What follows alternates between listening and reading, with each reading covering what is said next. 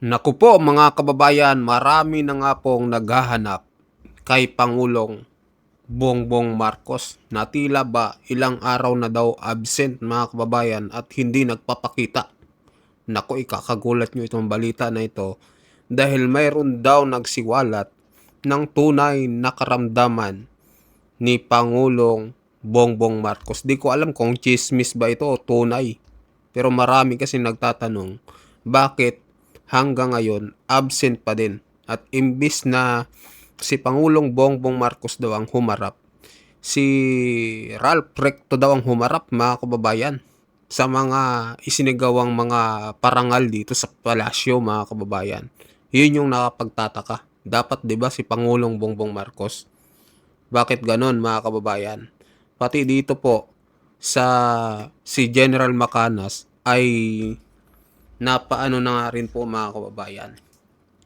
Napakomment na rin dito sa mga pangyayaring ganito. Sabi niya, na-booking na. Doktor ng St. Luke's nagsalita na on PBBM's worsening health condition. Halaka. Ayan, nagsalita na nga daw mga kababayan yung doktor ng St. Luke's. Pero ngayon mga kababayan, basahin muna natin tong bakit absent na naman si PBBM. Sabi dito, absent ulit si Marcos Jr. Absent na naman ang isang pampublikong aktibidad sa Malacanang, si Pangulong Ferdinand Marcos Jr. ngayong araw. Sa halip na ang Pangulo, si Ralph Recto, Executive Secretary ang humarap at kumatawan sa administrasyon. Ayon kay Recto, kasalukuyang tinatapos ni Marcos Jr. ang mga dokumento at sinusunod ang payo ng kanyang mga doktor na magpahinga matapos ang pagkakaospital nito noong nakaraang linggo. Huling nakita sa publiko ang Pangulo noong Enero 22, 2026 sa isang video message kung saan niya sinagot ang mga tanong hinggil sa kanyang kalusugan. Samantala, iginiit ni Claire Castro, Communication Undersecretary, na maayos ang lagay ni Marcos Jr. at patuloy pa rin itong nakikilahok sa mga pribadong pulong sa loob ng Malacanang. Kung nakikilahok mga kababayan, dapat nakikita sa kamera, di ba? Magtataka ang taong bayan mga kababayan. Enero 22 pa pala. Ang tagal na na ngayon. Ayan 28 na, mag-iisang linggo na. Di ba mga kababayan, yun yung nakapagtaka. Bakit isang linggo na hindi pa rin nagpapakita si Pangulong Bongbong Marcos? Kaya marami nang nagko-comment na nagtataka kung bakit hindi pa rin nagpapakita si PBBM. Kayo mga kababayan, mag-comment po kayo. Anong pahayag nyo dito? Bakit ang tagal? So, pakinggan nyo itong pahayag ni General Macanas na sabi na booking na daw. Doktor ng St. Luke's nagsalita na on PBBM's worsening health condition. Ito na. Magandang araw mga kaibigan. Bigyan natin ng reaction, opinion itong Facebook reel posted by Real Enlightenment. Press briefing ni Jose Claire Castro. Ang mga reporters nagtatanong tungkol sa totoong kalagayan, yung kalusugan ng Pangulo. Ako, may isang reporter. Sabi, doktor ng St. Luke's Medical Center ang napag-alaman ko na iba ang kalagayan ng Pangulo. Nako. Ano ba talaga ang kalagayan ng Pangulo? Sabi nila, okay. Oh. Gumagaling. Hindi naman nagpapakita sa mga public event. Oo, tama. So, diba? hirap na hirap si Auntie Claire magdepensa. Ano ba talaga ang kalagayan sa kalusugan ng Pangulo? Pakinggan natin ha. Reporters saying the president's acute diverticulitis has deteriorated severely due to drug use. Nagkaroon din umano ng cyst and showed clear sign of perforation, which could lead to a life-threatening complication if not addressed immediately. How true is this, ma'am? Ano source natin yan? May mga survivor lang po, ma'am, may mga naka-receive po sa iba sa amin from a unknown number. Kung unknown number yan, di unknown din ang source niyan. So kung unknown ang source niyan, so malamang gumagawa ng kwento yan. So huwag natin masyado paniwalaan ng mga kumakalat sa social media nang walang hindi verified. at walang ibang source.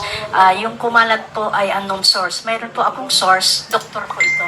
Yun. Carol. So, siguro naman po Ayan, doktor. credible ito. Though hindi ko siya pwedeng pangalanan for the obvious reason.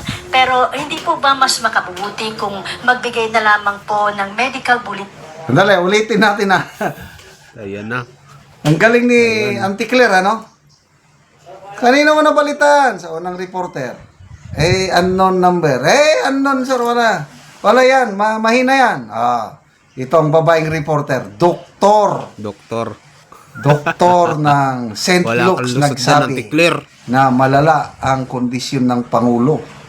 Anong isasagot ng Auntie Claire? Ulitin natin, ha? Ang mga doktor ng presidente. Ng cyst and showed clear sign of perforation, Sakit niyan, which could Tekla. lead to a life-threatening complication if not addressed immediately. How true is this, ma'am? Ano source natin yan? May mga survivor lang po, ma'am, may mga naka-receive po sa iba sa amin from a unknown number. Kung unknown number yan, di unknown din ang source niyan. So kung unknown ang source niyan, so malamang gumagawa ng kwento yan. So huwag natin masyadong paniwalaan ng mga kumakalat sa social media na walang hindi verified at walang ibang source.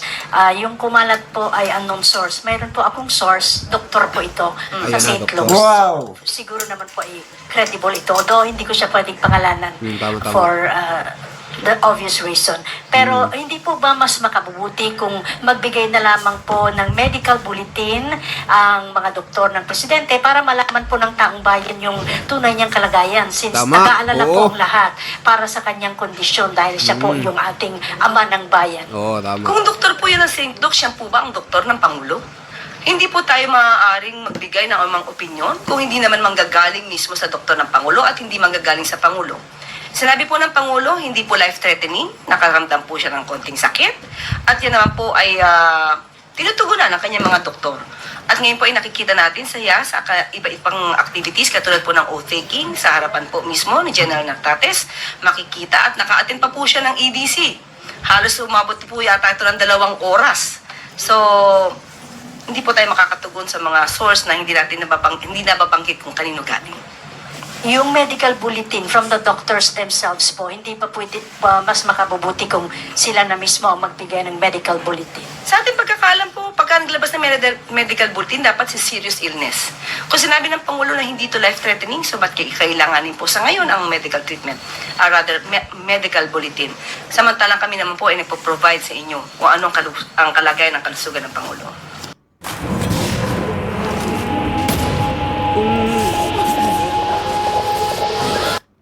Mas Kung reliable hindi serious, yan, mga kababayan, dapat lumabas na. Ba't ang tagal? 1 linggo na. po kasi pag doktor ang nagsalita, ma'am. Mas reliable po siguro mismo ang Pangulo nagsasabi kung ano po ang kanya nararamdaman. Pero hindi naman siya doktor, ma'am. So, Yeah. Pero siya, katawan niya naman po yun. Next Nice one. Galing ng reporter. po kasi na message siya sa Wala talaga si Auntie Claire.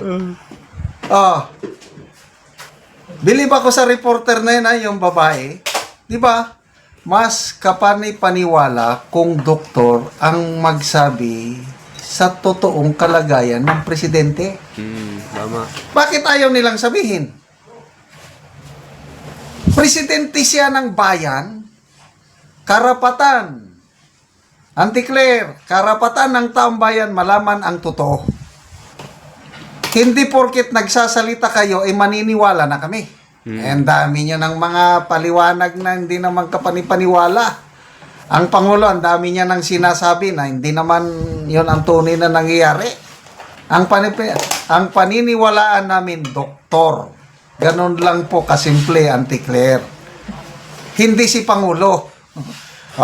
Isa-isahin pa ba natin?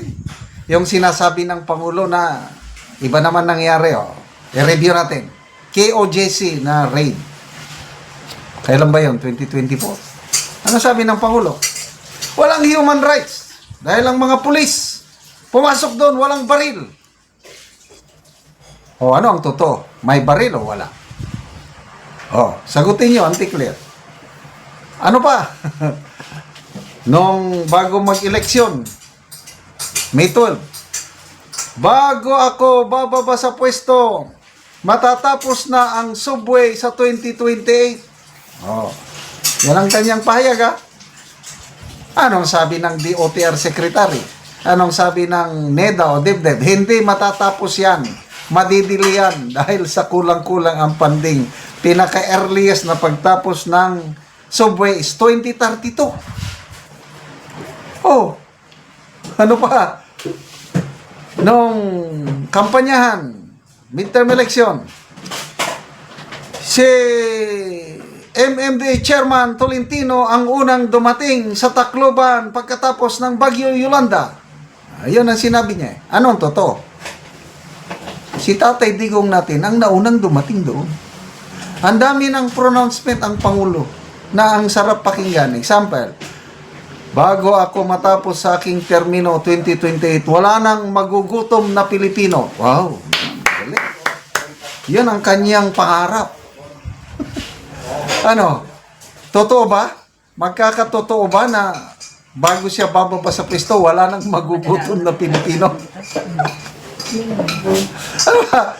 20 pesos per kilo na bigas. Oh, anong nangyari? Meron na nga. Kailang, saka lang sila magbenta, 20 pesos per kilo. Hintayin pa nilang magkalindol o kaya magkabagyo.